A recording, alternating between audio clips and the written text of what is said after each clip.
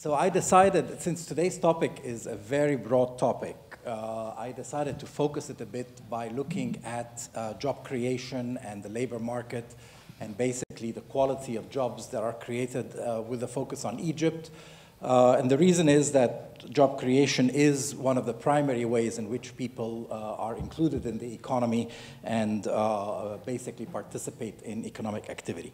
So this work is based on a number of studies, recent studies. One that is based on the Egypt Labor Market Panel Survey, which is a longitudinal survey that the Economic Research Forum has been doing for the past 20 years. Starting in 1998, every 6 years, we go back and visit the same households, plus a few others. So the last one was from 2018. And then it's also based on another paper looking at the demand side, at the establishment, using the 2017 establishment census that takes place together with the population census, which is a very comprehensive census of establishments in Egypt. So basically, I start with the realization that economic growth has definitely picked up quite a bit in Egypt since the post-revolution period, where it has slowed down dramatically. By now, we are told we have a rate of growth of about 5.5% per year of GDP and might reach 6% by next year. However, we see that there is an increase in poverty. We also see that there is an increase in inequality. We see that the growth has been essentially jobless. There is a little in terms of employment response to this growth, and I'm going to show you some evidence to that effect. And what jobs have been created are somewhat lower quality jobs, and I'll also show you evidence for that. And so the question is, why is economic growth in Egypt not resulting in the sorts of outcomes we want for the labor market in terms of better and more jobs?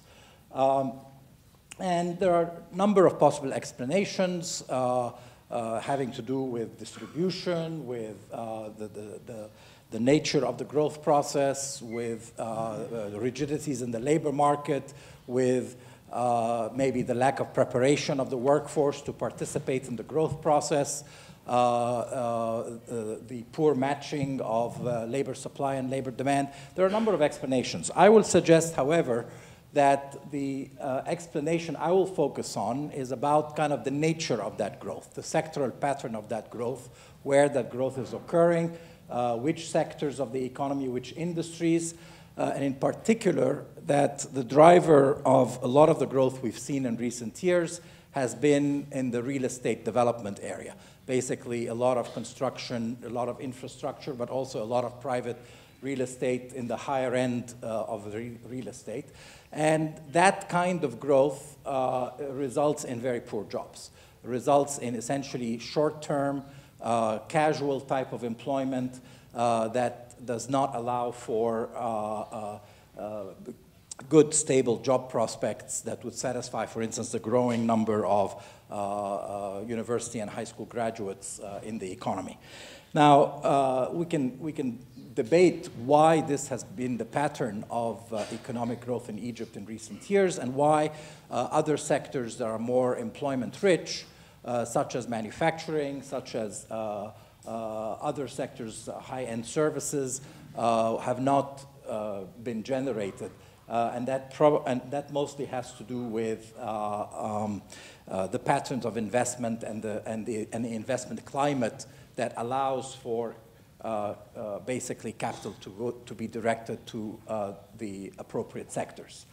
So basically, we're going to see that a lot of the employment growth that results is in construction and transportation. Both of these sectors are characterized by what I will refer to as employment outside of establishments. They're not in fixed places of work. They're on construction sites, in vehicles, on the street. And that's a type of job that is characterized by fairly casual nature of the job and fairly informal nature of those jobs. And we'll We'll discuss that in a minute.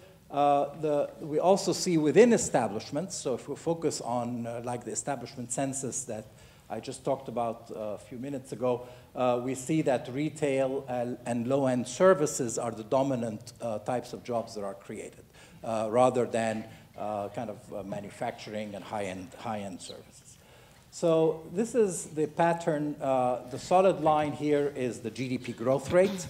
And we see that in Egypt, there was a period during the early 2000s, there was a slowdown, and then things picked up quite substantially in the mid-2000s, where GDP reached 7% per year, GDP growth. And then we had actually the slowdown preceded the revolution. It started with the world financial crisis and accelerated, of course, with the revolution. But there's been quite a bit of pickup in GDP growth since then. Since 2013 and 14 in particular. But if you look at the dashed curve, that's the employment to population ratio. So that's the proportion of the population that is 15 and older that is employed.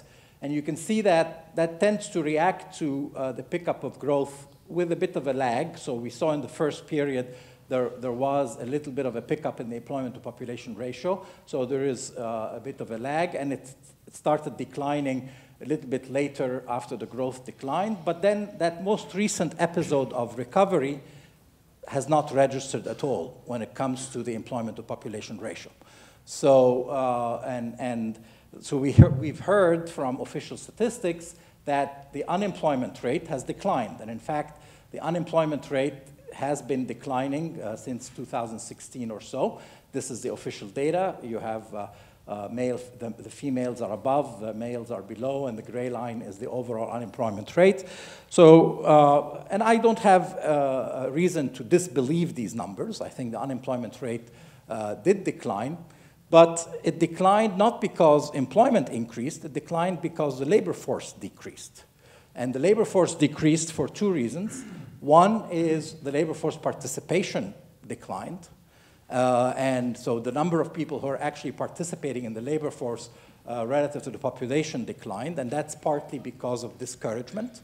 So we see that there's an increase in the kind of unemployment called discouraged unemployment, and that has gone up. But it's also could be due to a number of other reasons. That sharp dip for women in the last year is a little bit suspect. There's always a challenge in measuring labor force participation for women in Egypt. But in any case, the second reason for why, so this is the proportion of the population that participates in the labor force has been declining, but also the labor force growth itself has slowed down. And people don't realize that, but we are in a period of slow demographic pressure on the labor force right now. It's a very short period where we had a youth bulge. The youth bulge has now is well into its 30s, and so has entered the labor force over the last 10, 15 years.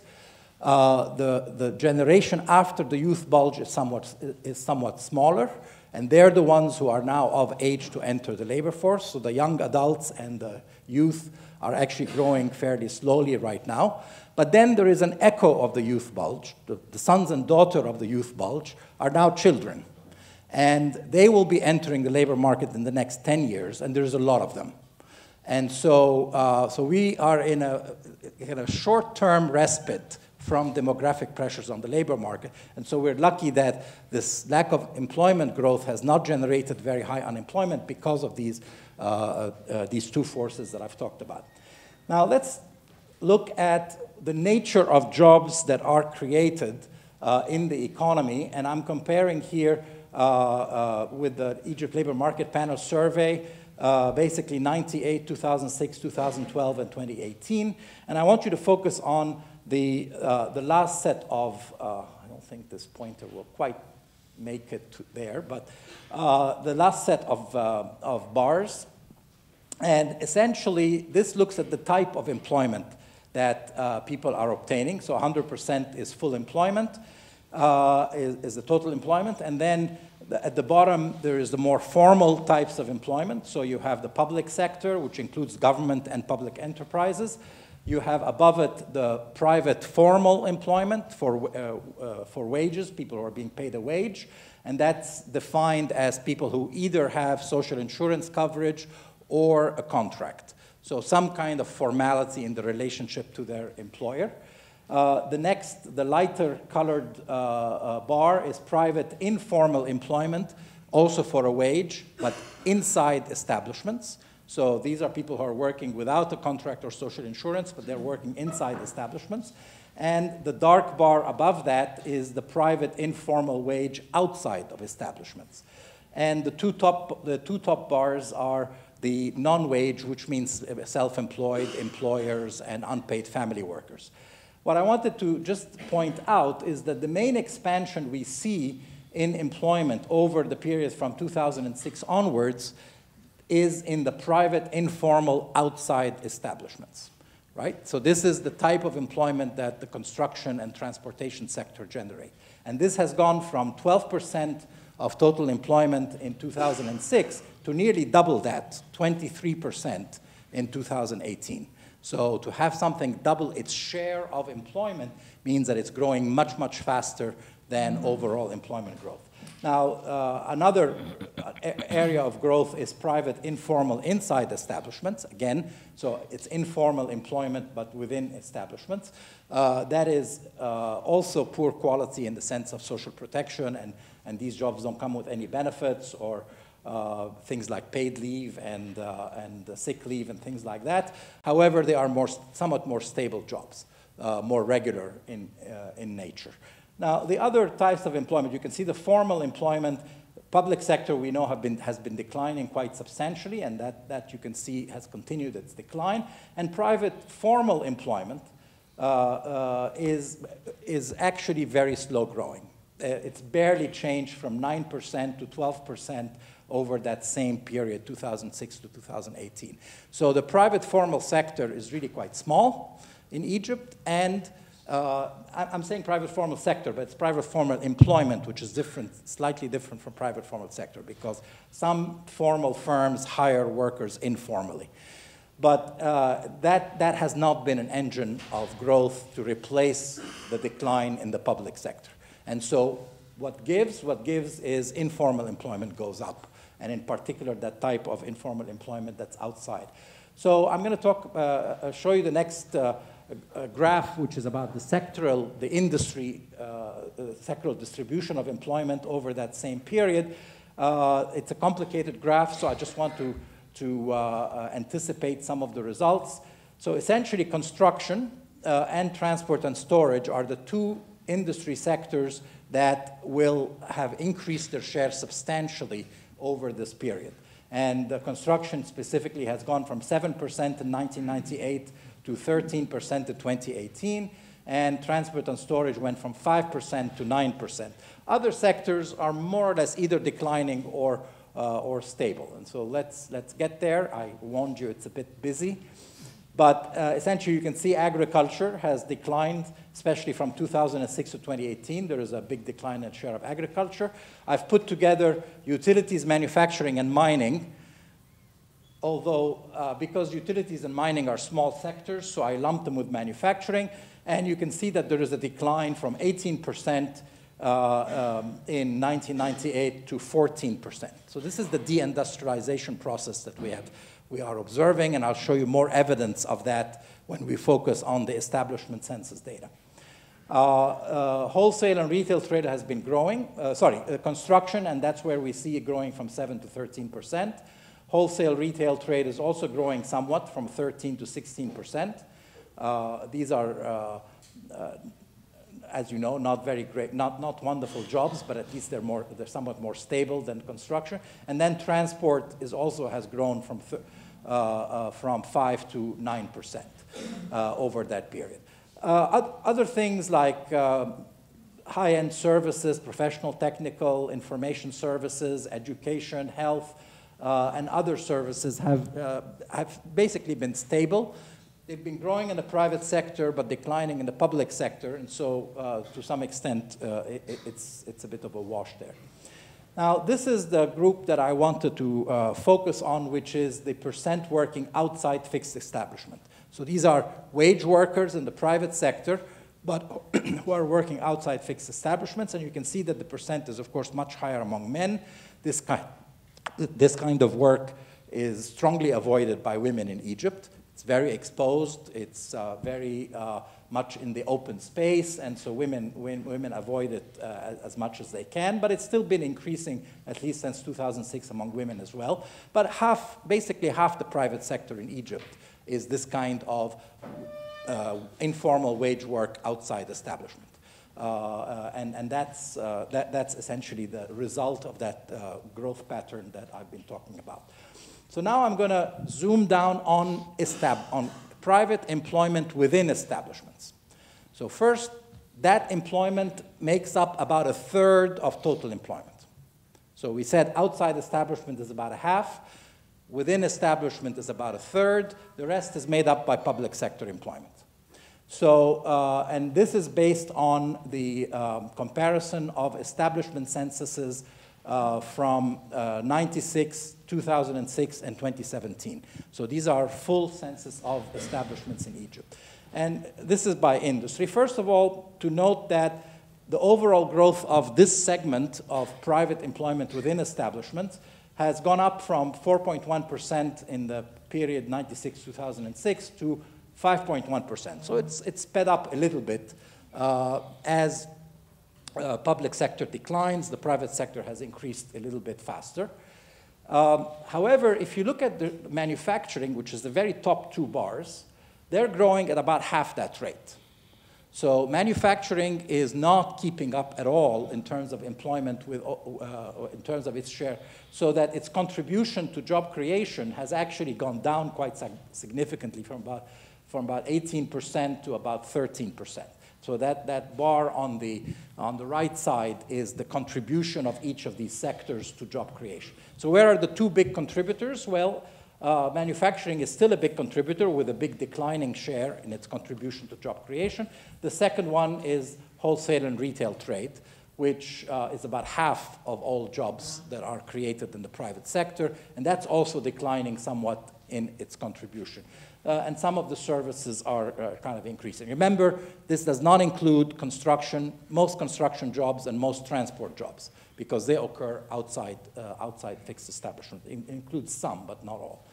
Now, let's move on. So if we, so if we go a little bit more detailed and look at a more detailed disaggregation of industry, this is the 3-digit level of the ISIC code. Those of you who are specialists may know what that means. But it's out of 136 possible industries. We looked at the top 10 in terms of contribution to job creation. So the top 10 out of 136, it's very small print, so I'll try to go through some of these. But they contribute 65% of all job creation in the private sector. So 10 industries out of 136 contribute 2/3 almost of all job creation in the private sector. Which are the industries in the top 10? Several of them are basically subsectors within retail trade, because we said retail trade is a very big one. So 33% of the job among this, so half of that 65% is in retail trade. And that's, so several of these are retail trade. And then you have warehousing and storage, so distribution, which is kind of connected to trade in some way. We have personal services. We have food and beverage establishments, restaurants and food service. We've got all the others are some type of store, some type of retail establishment. The only manufacturing sector within those top 10 is wood sawmilling. Who would have thought that wood sawmilling is actually growing fairly fast in Egypt? Interestingly is that the other side of that coin is the furniture manufacturing is declining very rapidly. So, so maybe this wood is being used in construction. But it's not being used in furniture. Specialized construction, so this is the small part of construction that is present within establishment that has speeded up quite considerably over, it's still a very small component of job creation, but it's speeded up quite considerably over this period. So the nature of these top 10 contributors to job creation within private establishments, they are generally have smaller firm size. So on average, the firm sizes are smaller than average. They are more likely to be informal firms, so the firms themselves are informal. They're more likely to generate informal jobs than the average.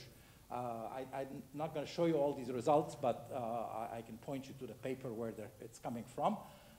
They are less productive in terms of both labor productivity. Well, labor productivity is lower than average.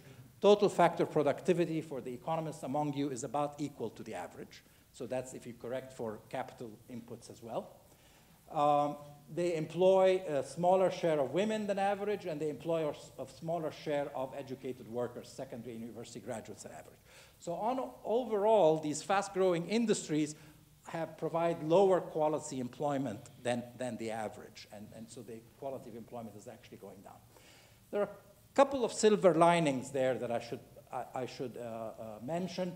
One, which is within those fast-growing industries, establishments' size is growing somewhat faster than average. So they start small, and they remain smaller than average, but they're growing, the establishment size is growing faster than average.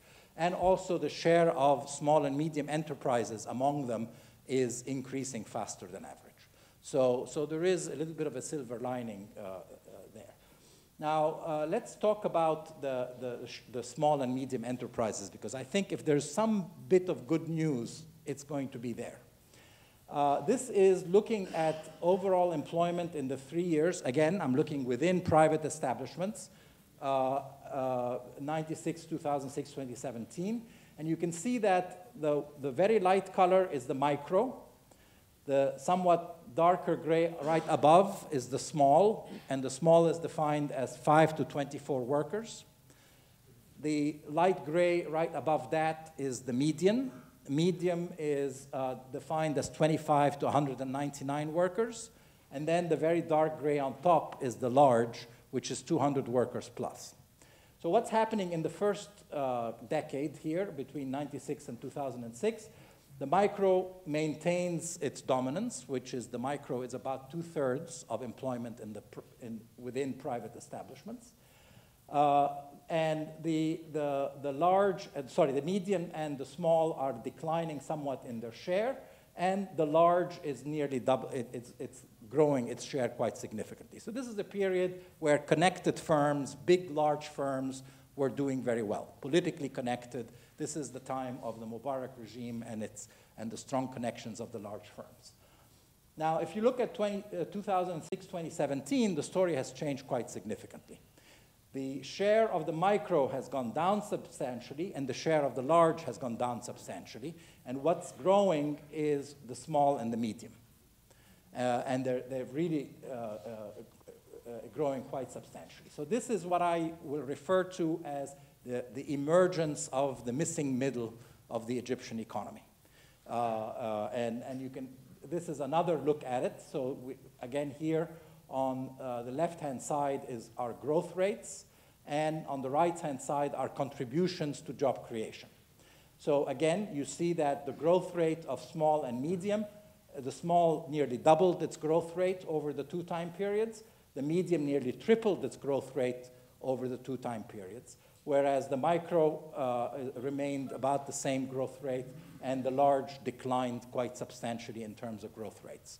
So that essentially there is this reemergence of, and that small and medium is actually good news, because they tend to be much more likely to be formal, much more likely to provide formal jobs to workers, much more likely to hire women, and much more likely to hire educated workers than the micro. And I would even say, compared to the large, the medium enterprises are more likely to hire university graduates, which is a surprising result. So the medium enterprises are the ones that have the highest share of university graduates.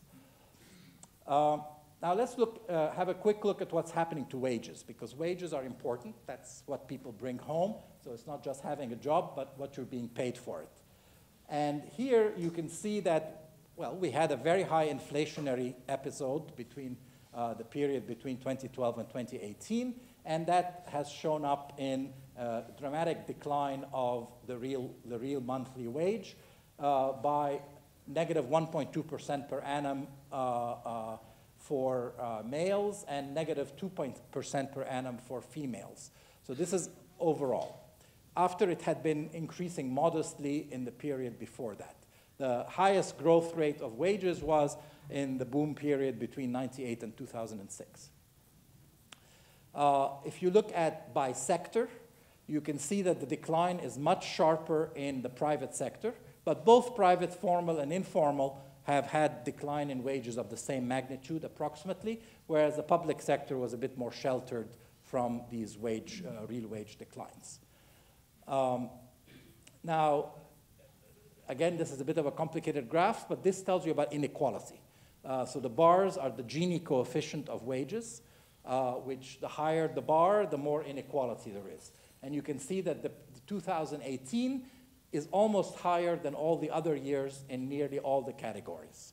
So inequality has increased in every single one of these categories if you look at inequality in wages. In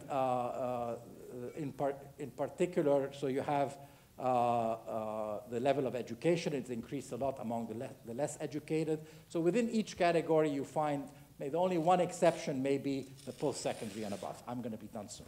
Okay, so concluding remarks. The current recovery has essentially been jobless. The real wage erosion has been substantial, and wage inequality has increased. So a lot of bad news here. We have a continued decline of the public sector and anemic growth of the private formal sector, which means more informalization of the economy, and in particular, more informal with the outside fixed establishment. And that is associated with the pattern of growth that has focused on construction and transport industries. And this is a kind of employment that is associated with a lot of irregularity. Within this informal outside of establishment, employment has become more regular since 2012, but 2012 was the bottom of the economic cycle where things were really bad. So people were not finding work. Now they are casually employed, but they're finding a bit more work. They remain very vulnerable to any downturn in the economy, which will send them back to this irregularity again. Now, and basically, I'm gonna, the one silver lining I would say to all of this negative story is this reemergence of the missing middle. And I think that has potential, if the process continues, has potential for improving conditions in the labor market and outcomes. And I do think that policies have some credit, have to be given some credit in this area. There's been a lot of focus on the part of government policies on promoting small and medium enterprises. You know about the central bank initiative for subsidized credit at 5% interest. You know about MESMEDA, which is the agency that is the micro, small, and medium enterprise development agency. There was a new enterprise law that was passed, I think, I can't remember the year exactly right now, but fairly recently. So there's been a lot of focus on the part of government. We now have a new initiative by the central bank to direct financing towards manufacturing that was just announced last month.